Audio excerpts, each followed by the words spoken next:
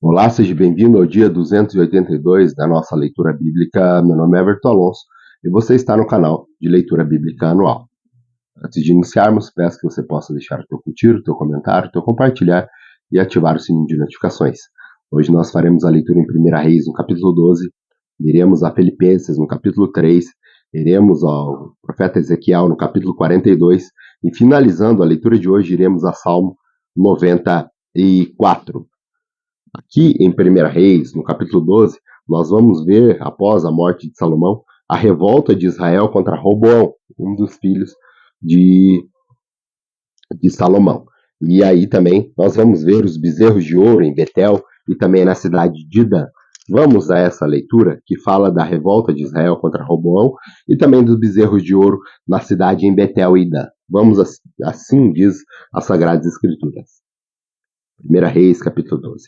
Roboão foi a Siquém, onde todos os israelitas tinham se reunido para proclamar o rei. Assim que Jeroboão, filho de Nebate, que estava no Egito, para onde tinha fugido do rei Salomão, soube disso, voltou de lá. Depois disso, mandaram chamá-lo. Então ele e toda a Assembleia de Israel foram encontrar Roboão e disseram: Teu pai colocou sobre nós um jugo pesado, mas agora diminui o trabalho árduo e este jugo pesado, e nós te serviremos. Roboão respondeu: Voltem a mim daqui a 3 dias. Então o povo foi embora. O rei Roboão perguntou às autoridades que haviam servido a seu pai Salomão durante a vida dele: Como vocês me aconselham a responder a este povo? Eles responderam: Se hoje fores um servo deste povo servi-los, dando-lhe uma resposta favorável, eles sempre serão teus servos. Roboão, contudo, rejeitou o conselho que as autoridades de Israel lhe tinham dado e consultou os jovens que haviam crescido com ele e os estavam servindo. Perguntou: Que conselho vocês me dão? Como devemos responder a este povo que me diz: Diminuir o jugo que teu pai colocou sobre nós? Os jovens que havia crescido com ele responderam: A este povo que te diz: Teu pai colocou sobre nós um jugo pesado, torne-o mais leve, e diz: Meu dedo mínimo é mais grosso do que a cintura do meu pai. Pois bem, meu pai lhe impôs um jugo pesado, eu o tornarei ainda mais pesado. Meu pai os castigou com um simples chicote, eu os castigarei com chicotes pontiagudos. 3 dias depois, Jeroboão e o povo se voltaram a Roboão, segundo a orientação dada pelo rei. Voltem aqui a 3 dias. E o rei lhe respondeu asperamente, rejeitando o conselho das autoridades de Israel. Seguiu o conselho dos jovens e disse: Meu pai tornou pesado o jugo, e eu o tornarei ainda mais pesado. Meu pai os castigou com um simples chicote, eu os castigarei com chicotes pontiagudos. E o rei não ouviu o povo, pois esta mudança nos acontecimentos vinha da parte do Senhor, para que se cumprisse a palavra do Senhor havia falado a Jeroboão, filho de Nebate, por meio da Silonita Aias. Quando todo Israel viu que o rei se recusava a ouvi-los, respondeu ao rei: Que temos em comum com Davi? Que temos em comum com o filho de Jessé? Para as tuas tendas, ó Israel, cada um cuide da sua própria casa, ó Davi. E assim os israelitas foram para suas casas. Quanto, porém, aos israelitas que moravam na cidade de Judá, Roboão continuou como rei deles. O rei Roboão enviou Adonirão, chefe do trabalho forçado, mas todo Israel o apedrejou até a morte. O rei, contudo, conseguiu subir em sua carruagem e fugir para Jerusalém. Dessa forma, Israel se rebelou contra a dinastia de Davi e assim permanece até hoje. Quando todos os israelitas souberam que Jeroboão tinha voltado, mandaram chamá-lo para a reunião da comunidade e o fizeram rei sobre todo Israel. Somente a tribo de Judá permaneceu leal à dinastia de Davi. Quando Roboão, filho de Salomão, chegou a Jerusalém, convocou 180 mil homens de combate das tribos de Judá e de Benjamim para guerrearem contra Israel e recuperarem o reino. Entretanto, veio esta palavra de Deus a Semaias, homem de Deus: Diga a Roboão, filho de Salomão, rei de Judá, as tribos de Judá e Benjamim e os restantes do povo: Assim diz o Senhor: Não saiam à guerra contra os seus irmãos israelitas.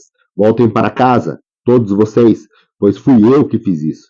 E eles obedeceram à palavra do Senhor e voltaram para suas casas, conforme o Senhor tinha ordenado. Jeroboão fortificou Siquém, nos montes de Efraim, onde passou a morar. Depois saiu, fortificou Peniel. Jeroboão pensou: o reino agora provavelmente voltará para a dinastia de Davi.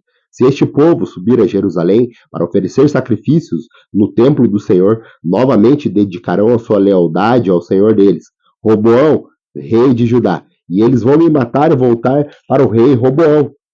Depois, aconselhar-se, o rei fez 2 bezerros de ouro e disse ao povo: Vocês já subiram muito a Jerusalém. Aqui estão os seus deuses, ó Israel, que tiraram vocês do Egito. Mandou pôr um bezerro em Betel e outro em Dan. E veio a ser um pecado, pois o povo ia até Dan para adorar aquele bezerro. Jeroboão construiu altares idólatras e designou sacerdotes dentre o povo, apesar de não serem levitas.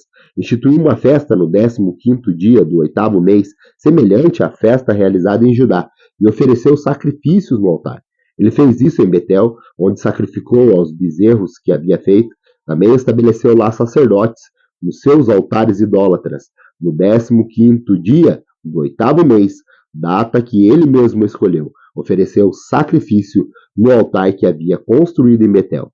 Assim ele instituiu a festa para os israelitas e foi ao altar para queimar incenso. Vamos agora ao Novo Testamento? No Novo Testamento nós vamos continuar aqui lendo a carta do apóstolo Paulo aos irmãos em Filipenses. Aqui o apóstolo Paulo no capítulo 3, ele vai falar sobre a plena confiança em Cristo Jesus e ele também vai falando que ele tem um alvo e ele prossegue para este alvo. Vamos ler qual é este alvo? Diz assim, Filipenses capítulo 3. Finalmente, meus irmãos, alegrem-se no Senhor. Escrevo de novo as mesmas coisas. Não é cansativo para mim e é uma segurança para vocês. Cuidado com os cães, cuidado com esses que praticam o mal, cuidado com a falsa circuncisão, pois nós é que somos a circuncisão. Nós que adoramos pelo Espírito de Deus, que nos gloriamos em Cristo Jesus e não temos confiança alguma na carne, embora eu mesmo tivesse razões para ter tal confiança. Se alguém pensa que essas razões para confiar na carne, eu ainda mais, circuncidado no 8º dia de vida, pertencente ao povo de Israel e à tribo de Benjamim, verdadeiro hebreu quanto à lei, fariseu quanto ao zelo, perseguidor da igreja, quanto à justiça que há na lei, irrepreensível. Mas o que para mim era lucro, passei a considerar como perda, por causa de Cristo. Mais do que isso, considero tudo como perda, comparado com a suprema grandeza do conhecimento de Cristo, Jesus, meu Senhor, por quem perdi todas as coisas. Eu as considero como esterco para poder ganhar Cristo e ser encontrado nele, não tendo a minha própria justiça que procede da lei, mas a que vem mediante a fé em Cristo. A justiça que procede de Deus e se baseia na fé. Quero conhecer Cristo, o poder da sua ressurreição e a participação em seus sofrimentos, tornando-me como ele em sua morte, para que, de alguma forma, alcançar a ressurreição dentre os mortos.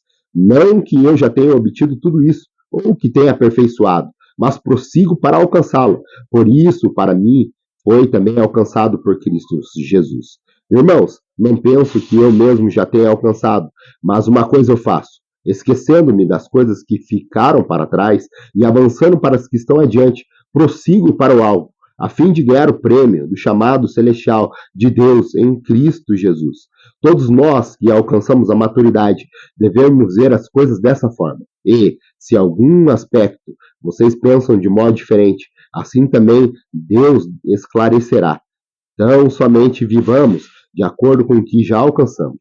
Irmãos, sigam unidos o meu exemplo e observem o que vivem de acordo com um padrão que apresentamos a vocês. Pois, como já disse repetidas vezes, e agora repito com lágrimas, há muitos que vivem como inimigos da cruz. O destino deles é a perdição e o seu Deus é o estômago. E eles têm orgulho de ser do que é vergonhoso. Só pensam nas coisas terrenas. A nossa cidadania, porém, está nos céus, de onde esperamos ansiosamente o Salvador, o Senhor Jesus Cristo, pelo poder que o capacita a colocar todas as coisas debaixo do seu domínio, e ele transformará os nossos corpos humilhados, tornando-os semelhante ao nosso corpo glorioso. Ao seu corpo glorioso, ao corpo de Jesus, no caso, né? Vamos agora a Ezequiel, no capítulo 42. Aqui, o profeta ele vai, dentro dessa visão que ele está tendo de Jerusalém, do templo, ele vai ver o quarto dos sacerdotes, aonde ele foi levado para ver o quarto sacerdotal. Vamos a essa leitura? Ezequiel 42. Depois disso, o homem conduziu-me para o lado norte, para o pátio externo, e levou-me a quartos opostos ao pátio do templo e ao muro externo do lado norte. O prédio cuja porta dava para o norte tinha 50 metros de comprimento e 25 metros de largura, tanto na seção que ficava a 10 metros de distância do pátio interno, quanto na seção oposta ao piso do pátio externo. Havia uma galeria frente à outra nos 3 andares. Em frente dos quartos havia uma passagem interna com 5 metros de largura e 50 metros de comprimento. Suas portas ficavam no lado norte. Ora, os quartos superiores eram mais estreitos, pois as galerias tomavam mais espaço deles do que dos quartos do andar inferior e médio. Os quartos do terceiro andar não tinham colunas, ao passo que os pátios tinham. Por isso, a área deles era menor do que a dos quartos do andar inferior e do meio. Havia uma parede externa paralela aos quartos e ao pátio externo. Sua extensão era de 25 metros em frente dos quartos. A fileira de quartos junto ao pátio interno tinha 25 metros de comprimento, e as que ficavam mais próximas do santuário tinha 20 metros de comprimento. Os quartos de baixo tinham entradas do lado leste, quando se vem do pátio externo. No lado sul, ao longo da parede do pátio externo, adjacentes ao pátio do templo, e no lado oposto do muro externo, haviam quartos, com uma passagem na frente deles.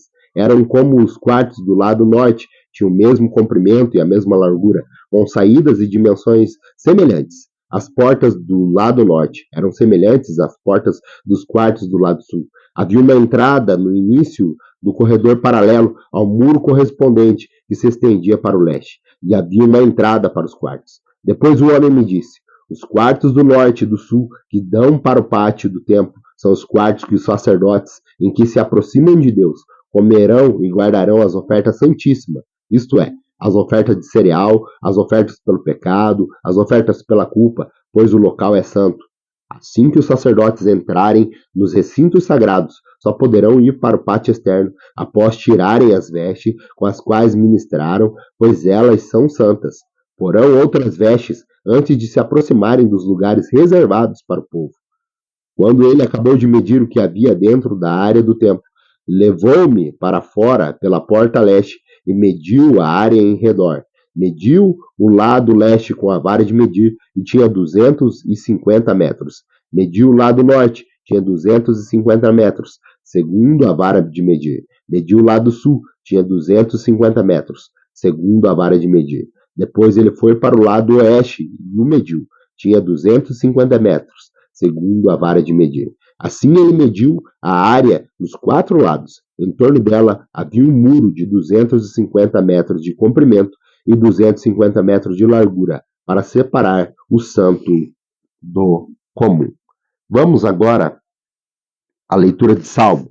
O salmo que nós faremos a leitura hoje é o Salmo 94.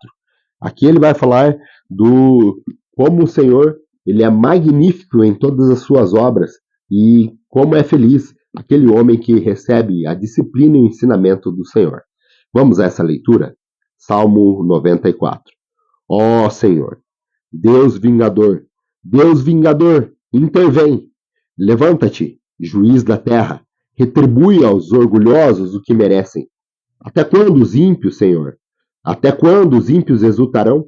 Eles despejam palavras arrogantes, todos esses malfeitores enchem-se de vanglória, massacram o teu povo, Senhor, e oprimem a tua herança, matam as viúvas de estrangeiros, assassinam os órfãos e ainda dizem: o Senhor não nos vê, o Deus de Jacó nada percebe. Insensatos, procurem entender. E vocês, tolos, quando se tornarão sábios?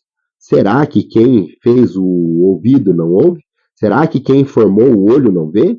Aquele que disciplina as nações os deixará sem castigo?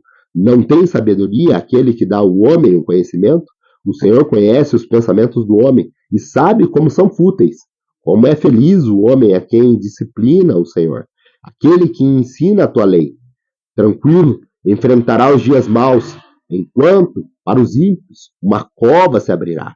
O Senhor não desamparará o seu povo, jamais abandonará a sua herança. Voltará a haver justiça nos julgamentos, e os retos de coração a seguirão. Quem se levantará a meu favor contra os ímpios? Quem ficará ao meu lado contra os malfeitores? Não fosse a ajuda do Senhor, eu já havia habitando no silêncio.